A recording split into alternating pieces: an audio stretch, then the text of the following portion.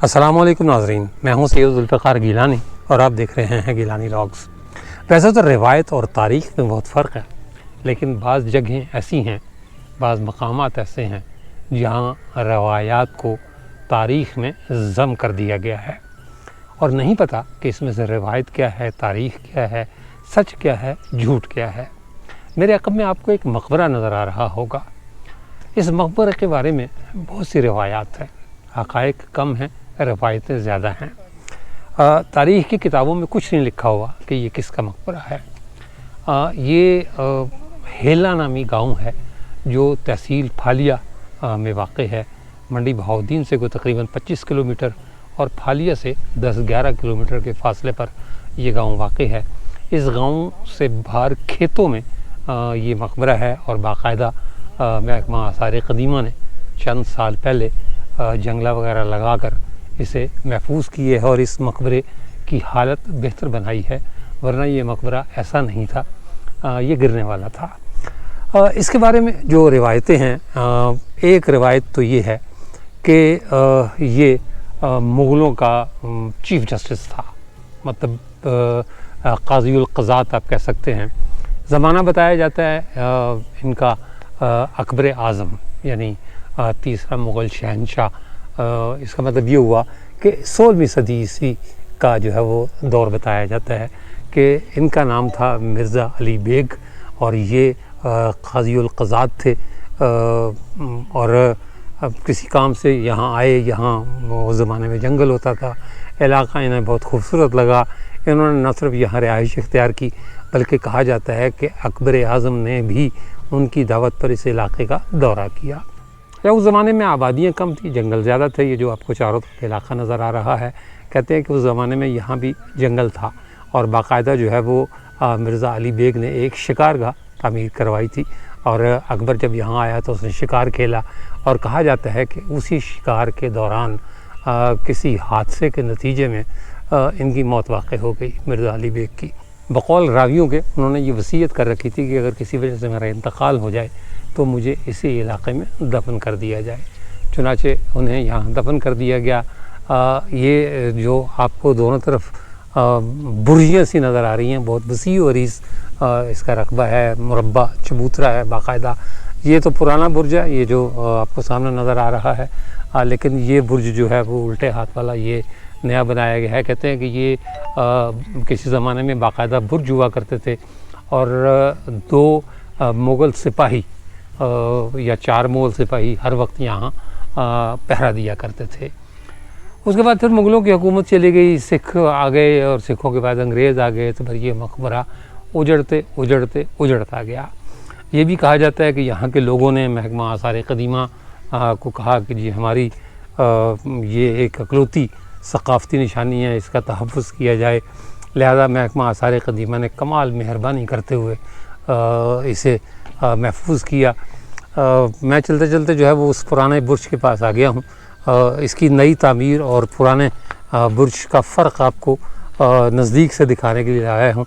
ये पुराना और असल बुर्ज है जो छोटी ईंट का बना हुआ है और ये वाज़े तौर पर पता चलता है कि ये पुराना है। और फिर जब इसकी दीवार के साथ साथ आगे चलते हैं तो यहाँ से फिर ये इसकी नई जो रेनोवेशन है या तज़ीन है, हमारा महकमा आसार क़दीमा ये उनका कारनामा है। ये क़दीम और जदीद को मिला के उन्होंने ये बनाया हुआ है। बहरहाल बात हो रही थी मिर्ज़ा अली बेग की। मिर्ज़ा अली बेग जो है वो दूसरी रिवायत उसके मुताबिक इसी इलाके के गवर्नर थे और यहीं उनकी रिहाइश थी और ये इलाका जो है वो उन्हें इतना पसंद था कि उन्होंने ये कहा कि जब मेरा इंतकाल हो जाए तो मुझे यहीं दफन कर दिया जाए। लिहाजा उन्हें यहाँ दफन कर दिया गया पूरे सरकारी एजाज़ के साथ। और जब तक मुगलिया हुकूमत रही उन्हें जो है वो पूरा प्रोटोकॉल दिया जाता रहा, उनके मकबरे की हिफाजत भी की जाती रही। ये तो हैं वो 2 रिवायतें जो मुग़लों के हवाले से हैं, लेकिन एक तीसरी रिवायत भी है। वो कहते हैं 550 साल पहले, यानी 550 साल अगर मिन्हा कर लिए जाएँ आज के 2024 से, ये तकरीबन 1450 ईस्वी के लगभग बनता है। कहते हैं कि 1450 ईस्वी के नज़दीक तो एक कोई अरब सिपह सालार थे, जंगजू शेख अली बिन हसन बिन अरब उनका नाम बताया जाता है। कहते हैं कि वो इस इलाके में अपनी फ़ौज के साथ आए, क्यों आए नहीं पता, किसी तारीख में दर्ज नहीं। मैंने कहा ना कि ये यहाँ की तारीख़ रिवायतों से भरी पड़ी है। वो आए यहाँ, उस ज़माने में कोई राजा हुकूमत किया करता था, गैर मुस्लिम राजा था, उसका नाम था राजा हेल। राजा हेल ने मुज़ाहमत की, जंग हुई और राजा हेल भी मारा गया। शेख अली बिन हसन भी यहीं शहीद हुए। कहते हैं कुछ 4 मुरबा किलोमीटर का इलाका था जिसमें उस जंग में शहीद और मरने वालों की कब्रें बनाई गई। तो अब ना तो वो 4 मुरबा किलोमीटर का इलाका है और ना ही जो है वो कोई कब्र का निशान है। हाँ, एक कब्र ज़रूर मौजूद है, वो मैं आपको दिखाता हूँ। वो बज़ाहिर ऐसा लगता है जैसे मस्जिद हो, लेकिन वो मस्जिद नहीं है, वो कब्र है और कब्र के पीछे मेहराब बनी हुई है। तो कहते हैं कि जो हेला, जो गाँव जिसके खेतों में ये मकबरा वाक़ है, ये राजा हेल की मुनासबत से हेला कहलाता है। तो ये इसकी वजह तस्मिया है हेला की। लेकिन एक और भी रिवायत है कि इससे हेला क्यों कहा जाता है। पहले मैं आपको मकबरा दिखाता हूँ, अंदर से कब्र दिखाता हूँ और उसके बाद फिर वो रिवायत भी बताता हूँ जो अगर समझें तो ठीक है, ना समझे तो आपकी मर्ज़ी है, क्योंकि मैंने आपको पहले ही बता दिया कि यहाँ तारीख़ कम रिवायात ज़्यादा हैं। ये मकबरे के ऊपर जाने वाली सीढ़ियाँ हैं और प्लेटफार्म है ऊंचा, 3, 4, 5, 6, 7, 8, 9, 10 के लगभग सीढ़ियाँ हैं। ये इसकी इमारत है मकबरे की। ये चबूतरा है, पहले तो मेरा ख्याल है ये शायद ईंटें नई भी हैं, कुछ पुरानी भी नज़र आ रही हैं। और ये इसका मरकज़ी दरवाज़ा है। ये अंदर चलते हैं, तज़ीन व आराइश के बाद देखते हैं कि क्या सूरत हाल है। अस्सलामु अलैकुम। ये जनाब तज़ीन के बाद जो मकबरे की सूरत हाल है। ये तो पहले तो कब्र देख लें, ये कब्र है। इस पर मेरा ख्याल है कि शायद आयतुल कुर्सी लिखी हुई है। कतबे पर इनका नाम शेख अली बिन हसन अली ख़ान लिखा हुआ है और जो तो इनकी तारीख़ वफ़ात इसका दर्ज है वो है 27 रजब 999 हिजरी। और जो अगर हम इसको कन्वर्ट करें अंग्रेज़ी साल में या ग्रेगोरियन कैलेंडर में, तो ये बुध 2 जनवरी 1591 ईस्वी बनता है। तो 1591 ईस्वी में शहंशाह अकबर जलालुद्दीन मोहम्मद अकबर ही हिंदुस्तान का बादशाह था। तो लगता यही है कि वो राजा हेल वाली जो रिवायत है वो गलत है और ये मुमकिनात में से है कि अकबर आज़म के या तो ये क़ाज़ी क़ज़ात थे या फिर उनके इस इलाके के गवर्नर थे। कब्र जो है वो अच्छी खासी तवील कब्र है। ये चारों तरफ मकबरा है और हमारे मुजाहिदीन ने कोशिश की है ऊपर तक पहुंचकर नाम लिखने की अपने। तुम कहा था, तुम बिन डॉक्टर AFAN यानी डॉक्टर फैसल हैं, कोई सोहेल सनी सागर हैं, ये गुंबद के ऊपर गालियाँ तक लिखी हुई हैं। ये ऊंचा गुंबद मोसीरीज़, लेकिन इस पर किसी किस्म का कोई नक्श नहीं है, कोई आयत कंदा नहीं है। हाथ से किसी ने इधर कलमा तोय्यबा लिखा हुआ है। ये जनाब हमारा वो विरसा जिसे महकमा आसार क़दीमा ने तज़ीन व आराइश के बाद इस शक्ल में बनाया है। ये मकबरे की अगली समत बरामदा और ये मकबरे का जो है वो खासा बुलंदो बाला बनाया हुआ है मकबरा। चबूतरा भी अच्छा खासा वसी है। एक दीवार भी बनाई हुई है, ये भी मेरा ख्याल है बाद में ही बनी हुई है। चारों तरफ अभी बुर्जियाँ हैं। ये एक बुर्जी ये है सामने और दूसरी बुर्जी वो है और 2 बुर्जियाँ सामने की तरफ हैं। कि पीछे झाड़ियाँ उगाई हुई हैं और वो साथ जंगला लगाया हुआ है, ग्रिल लगाई हुई है इसकी हिफाजत के लिए। इधर से तो खैर इसका रंग भी काला पड़ गया क्योंकि हमारे यहाँ मुरम्मत करके मतलब उसको मतलब बरकरार रखने की कोई रिवायत मौजूद नहीं है। तो लिहाजा यहाँ भी यही हुआ है कि एक बार उन्होंने रंग रोगन कर दिया है और उसके बाद भूल गए हैं कि हमने क्या करना था या क्या नहीं करना था। ये महकमा आसार क़दीमा का काम है। असूली तौर पर तो जो है वो उन्हें यहाँ बाकायदा कोई मुलाजिम रखना चाहिए था जो इस मकबरे की देखभाल करता, लेकिन ये पाकिस्तान है, क्या जो है वो किसी को कहें। मैं तो जहाँ जाता हूँ वहाँ इस तरह की तबाहियाँ मेरा इंतज़ार कर रही होती हैं। ये मैंने आपको नीचे से दिखाया था बुर्ज, ऊपर से उन्होंने नहायत ही भद्दे अंदाज में इसको प्लस्तर किया हुआ है। अब ये भद्दा अंदाज जो है ये मेरा ख्याल है कि शायद हमारी मौजूदा जो महकमा है उसी ने किया होगा, वरना इतना भद्दा अंदाज पुराने दौर में नहीं हो सकता। ये निचला हिस्सा इसका यहाँ तक पुराना है और उसके बाद फिर ये नया शुरू हो जाता है। ये एक सुरंग सी बनाई हुई है, मकसद इसका नहीं पता, लेकिन ये कि जो है वो ये मकबरे की दूसरी समत खुलती है जाकर। क्यों बनाई गई कोई ऐसा पानी की गुज़रगाह भी मुझे नज़र नहीं आती कि यहाँ से कोई पानी गुज़रता हो, लेकिन जो हमारे मुजाहिदीन यहाँ आते रहे उन्होंने कचरा ज़रूर फेंका हुआ है यहाँ पर। तो ये नहीं पता कि ये क्यों बनाया गया। ये पूरा वो कंपाउंड है जिसे ग्रिल लगाकर महफूज किया गया है। ये हौज़ अभी भी वैसे ही छोड़ गए हैं जिस हौज़ में मसाला वगैरह बनाते थे, क्योंकि हमें ये भी आदत नहीं है सफाई सुथराई करने की। आगे जो है वो डस्टबिन भी लगे हुए हैं, लेकिन हमें चूँकि आदत नहीं है डस्टबिन इस्तेमाल करने की, तो हमने कचरा जो है वो डस्टबिन के सामने नीचे फेंक दिया हुआ है। ये ज़हमत गवारा नहीं की कि कचरा अगर डस्टबिन लगा ही दिया है तो उसमें फेंका जाए।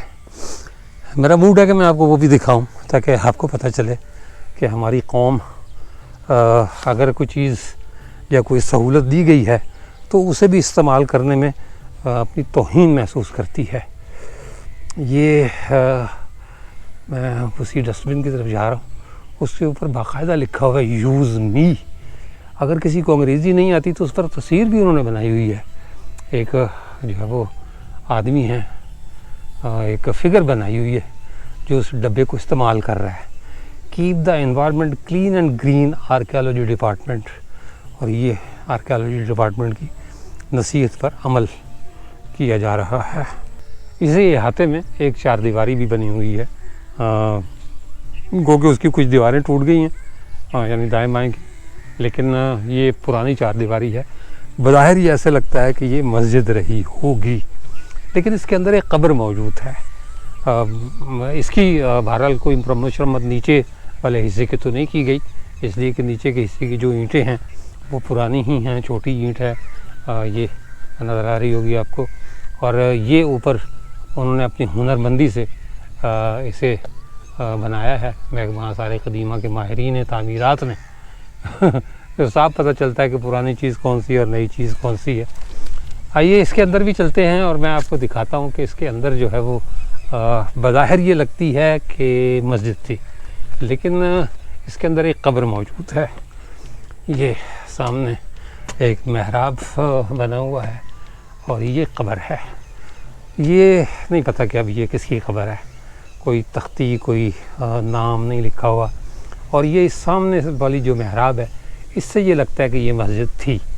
अगर ये मस्जिद थी तो या तो फिर मतरूक होने के बाद इसे यहाँ एक कब्र बनाई गई। मैंने पहले बताया था ना 4 मुरब्बा किलोमीटर के इलाके में कब्रें ही कब्रें थी। अब उन 4 मुरब्बा किलोमीटर के इलाके में कब्रें तो नहीं हैं, खेत ज़रूर हैं। तो मुमकिन है कि ये मस्जिद जो है वो शहीद हो गई हो, क्योंकि जब ये अपना अली बिन हसन का मकबरा है तो मुमकिन है कि साथ एक मस्जिद भी बनाई गई हो, और जब मस्जिद जो है वो वीरान बेआबाद हो गई हो, शहीद हो गई हो, तो मुमकिन तौर पर ये कब्र जो है वो फिर बाद में बना दी गई हो। अच्छा, ये एक छोटा सा दरवाज़ा है, इस दरवाज़े से गुज़र कर दूसरी तरफ जाएं तो एक सहन है, लेकिन इस सहन का भी नहीं पता, खासा झुक कर जो है वो जाना पड़ता है क्योंकि दरवाज़ा छोटा है। लेकिन नहीं पता कि इस सहन का मकसद क्या था या क्या हो सकता है। सिर्फ अंदाज़े कायम किए जा सकते हैं। ये चबूतरा नुमा इमारत है। अगर ये मस्जिद थी तो बहरहाल काबा इसी तरफ है, और ये महराब का रुख भी इसी तरफ है, जिस तरफ ये कैमरा है, ये सामने सूरज चमकता नज़र आ रहा होगा आपको।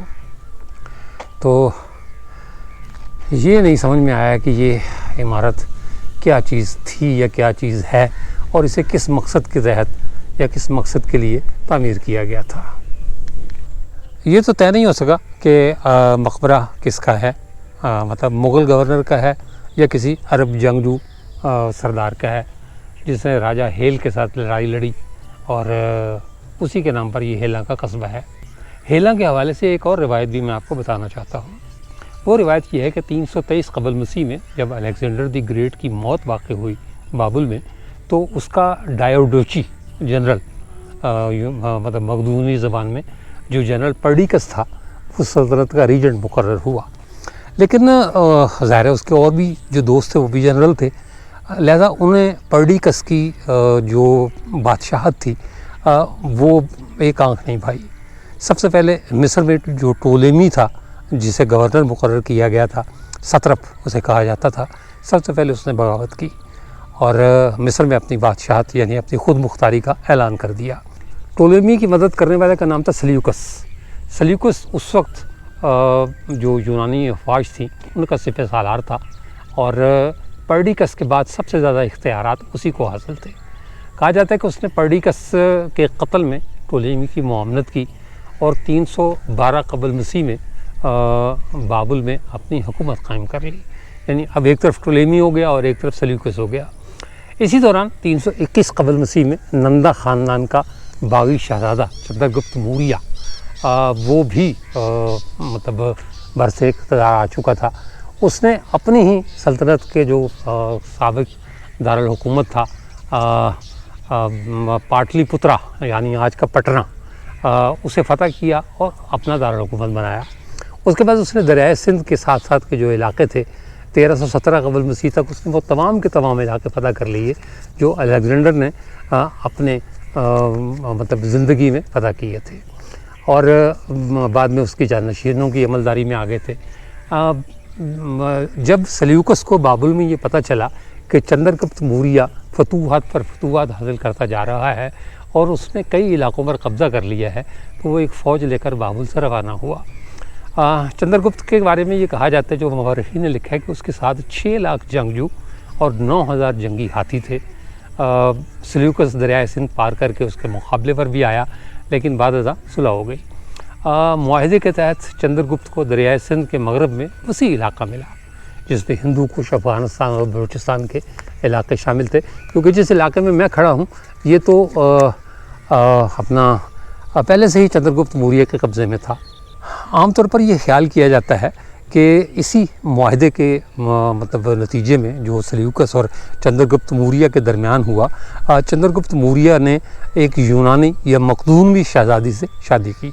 बाद लोग ये भी कहते हैं कि इसकी पेशकश ख़ुद सल्यूकस ने की थी चंद्रगुप्त को कि तुम मेरी बेटी, मतलब 2 रिवायात हैं, एक कहते हैं कि सल्यूकस की बेटी थी और दूसरे के बारे में ये कहा जाता है कि वो मकदूनिया की कोई शहज़ादी थी, यानी शाही ख़ानदान से उसके ताल्लुक़ था। और इस शादी का मकसद ये था कि इस मुआहदे को जो सल्यूकस और चंद्रगुप्त मौर्य के दरमियान हो रहा है इसे दवाम बख्शा जाए। उसके जवाब में चंद्रगुप्त मौर्य ने 500 जंगी हाथी सल्यूकस के हवाले किए, और जो उसकी बात की जैसे जंग अफीसस उसने लड़ी बाद के ज़माने में, और कहते हैं कि वो 500 जंगी हाथी उसके बहुत काम आए। लिहाजा ये दोनों के दरमियान जो मुआहदा हुआ था सल्यूकस की बेटी चंद्रगुप्त के अक़्द में आई और चंद्रगुप्त ने खैर सगाली के तौर पर 500 जंगी हाथियों को तोहफ़ा सल्यूकस को दिया। कहते हैं कि वो शहज़ादी यानी मकदूनवी शहज़ादी या सल्यूकस की बेटी उसका नाम हेलन था, और उसी हेलन के नाम पर आज का हेला आबाद है। अब हेला राजा हेल की निस्बत से हेला है या उस मकदूमी शहज़ादी के बारे में के निस्बत से हेला है, ये कोई नहीं जानता, किसी तारीख़ में नहीं लिखा हुआ। रवायात ही रवायात हैं।